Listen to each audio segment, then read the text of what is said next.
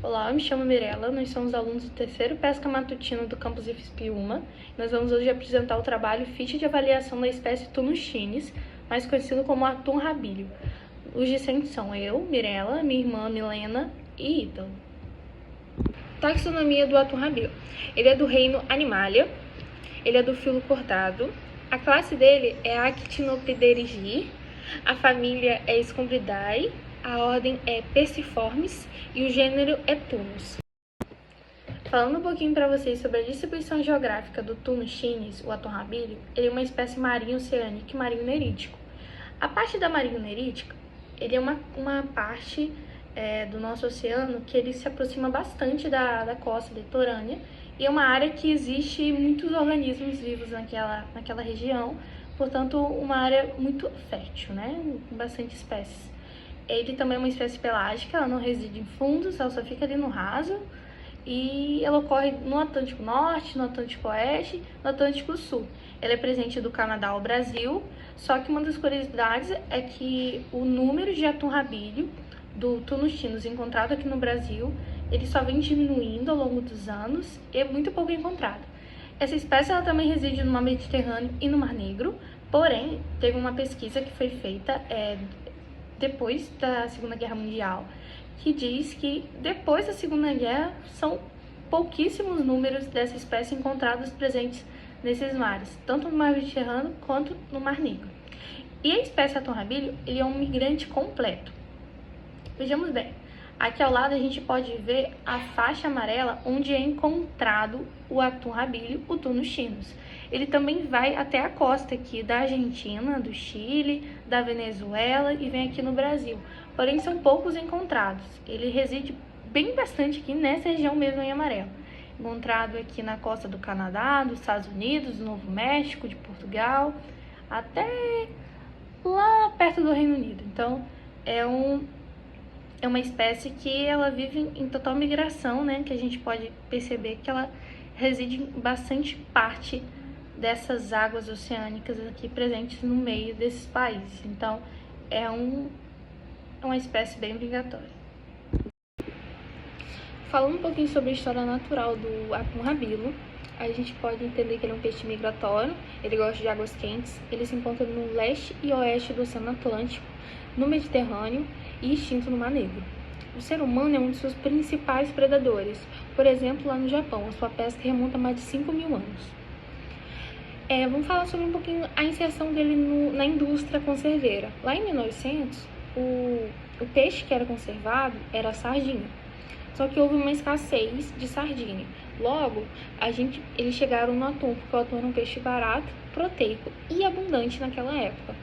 Então, por ele ser um peixe abundante, proteico e acessível, eles conservaram e ele se popularizou na Segunda Guerra Mundial. Vamos lá, Portugal tem suas costas banhadas, onde eram sim muito pescado atum até hoje, né? Lá em 1875 começou a primeira empresa de conservas no país. Bom, agora vamos para a população e ameaças. A gente fez uma análise tanto nas portarias 445 de 2014 e a 300 de 2022, quanto no site da IUCN, a Red List. A gente fez aí uma análise de vários locais para poder a gente entender mais como é que está a situação do atum rabilho. Na parte da IUCN, no momento ele está no LC, que é pouco preocupante. Quando a gente vai ver em 2014, estava no crítico, o CR. Quando está já em 2022, ele reduziu a parte de extinção dele. Então, ele foi para EN, que é em perigo. Então, a gente percebe que em 2014, ele estava no ponto crítico. Já em 2022, ele estava ali em perigo. Mas, agora, no momento, com dados da IUCN, a gente percebe que ele está um pouco preocupante. Porque houve algumas épocas ali, nesse intervalo aí de anos, que a captura dele foi bem intensa. Então, percebe-se que houve um aumento da população do Tunus chinis nesses últimos anos, embora que, se a gente for olhar no site da IUCN, lá não está catalogado precisamente o número de indivíduos dessa espécie. Então, a gente não consegue olhar lá na parte de população lá não mostra dados. Porém, na parte, quando a gente olha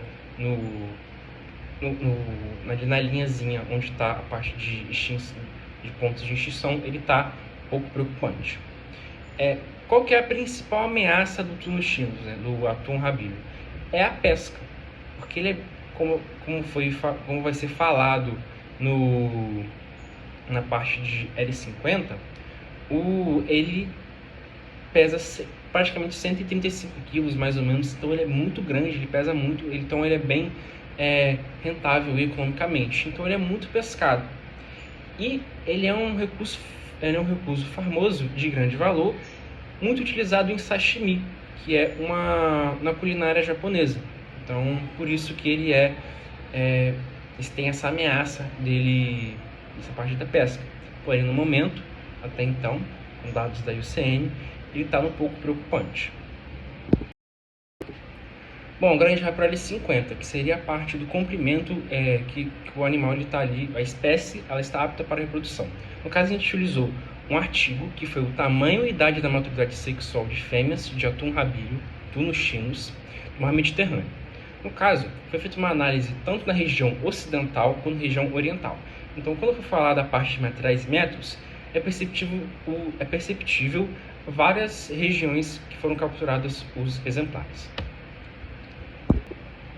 Bom, indo para materiais e métodos, foram recolhidos ovários e espinhas de 501 exemplares diferentes da espécie do atum, entre maio e setembro de 1998 e 2004. Então foram vários anos que foram feitas essas coletas de vários exemplares.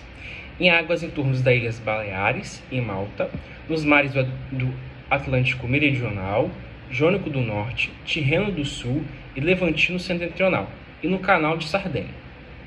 O peixe foi capturado por navios comerciais usando palangres, redes de deriva e redes de cerco com retinil, bem como armadilhas tradicionais que operaram na Sardenha, na Itália. Para cada peixe capturado, o comprimento de forquilha foi medido com precisão em centímetros e a data do local de captura registrado. Então, foram várias regiões que foram capturados, os exemplares, e tem tudo anotado certinho. Então, foi perceptível que não é uma análise ali que pode ter muitos erros, porque eles fizeram algo bem anotado, pode ser bem verídico. Bom, a determinação da idade para todos os peixes pertencentes à classe do calibre correspondente a L50, um N igual a 20. Bom, antes de eu falar esses números aí, depois eu vou mostrar um gráfico que vai estar mostrando esses números que eu estou falando, L50, um N, que vai mostrar um gráfico que ele vai subir até ficar constante. E o L100 seria o tamanho para qual todos os peixes estavam maduros, que N igual a 40. Depois um gráfico fala direitinho. Usando a técnica descrita por corte e megalofono,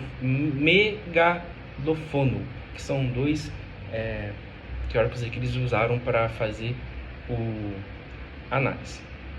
O comprimento corporal da maturidade sexual, nenhum peixe adulto, né, no caso, foi encontrado abaixo de 100 centímetros. Então, quando eles foram fazer essa parte do comprimento, eles perceberam que nenhum dos adultos que já estavam aptos para a maturidade, já estavam com a maturidade sexual apto para a reprodução, nenhum deles tinham abaixo de 100 centímetros. Aí, no caso aqui, na mediana que foram feitos na escala, a média foi de 103,6 centímetros. Bom, eu falei sobre a parte do L50, da parte que ele tem a idade para poder se produzir. Agora eu vou falar certinho quais são as idades, né? Porque teve esse estudo de ver qual era a idade, eles descobriram ali mais ou menos que a idade na parte ocidental e oriental é diferente. Então, na ocidental, ele amadurece aos 6 anos de idade e é considerado totalmente maduro aos 8 anos. Porém, aí quando você vai observar o atum rabílio do Atlântico Oriental, ele amadurece com 3 anos e está totalmente maduro aos 5. Porém, é perceptível que o do ocidental, o peso dele é maior, né? Aqui dá mais ou menos 135 quilos. Já do oriental, com peso de 15 quilos. Então é perceptível essa diferença, tanto quando que ele demora para poder se reproduzir e o peso que ele está. Então, comercialmente, no caso, o ocidental ele seria melhor porque ele é mais pesado. Mas, assim, para a parte de reprodução, é perceptível que o oriental ele demora menos para poder ter a reprodução da espécie. Bom, na parte do gráfico, aparece aqui os quadradinhos, né, onde são os indivíduos, qual que ali está na margem. Bom, na parte do eixo X, fica em centímetros, e no eixo Y, ali é o percentual de maturação da espécie. Aí, no caso, percebe-se quando ele chega ali, em média, nos 130 centímetros, ele está no 100%. Então, o percentual de maturação ele fica constante, porque ele chegou no 100%. Por 50% de maturação, é ali um pouquinho antes do 110 centímetros, que é naquela média ali do 103.